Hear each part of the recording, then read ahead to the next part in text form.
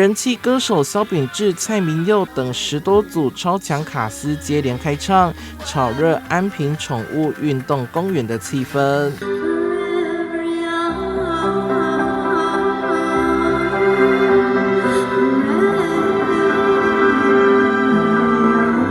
金曲歌后艾怡良更是压轴登场，带来经典歌曲。身为狗奴的她，看到现场好多毛小孩在草地上，忍不住大呼超可爱。不过也呼吁这件事不要用钱来衡量一个动物，一个这么宝贝的动物。像我跟 Pepper 就是这样。见一面我们就一辈子黏在一起了，所以希望大家可以找到你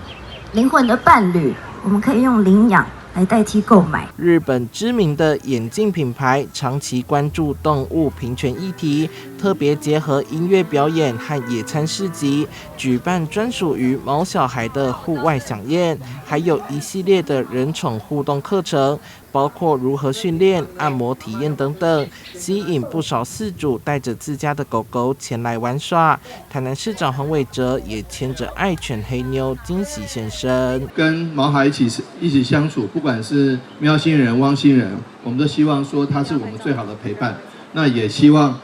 大家一起来爱护它，但最重要的，我们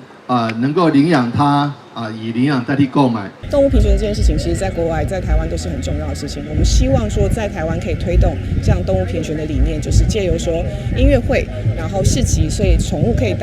主人可以带着宠物在一起来这边一起享受音乐季，然后宠物也可以享受跟人类同样的一个权利。品牌还特别在宠物公园打造日式茶屋以及祈福绘马墙，写下所有对台南毛小孩的祝福。现场还搬来10公尺高的吉祥物行阿喵，期盼能够成为全台最友善的动物城市。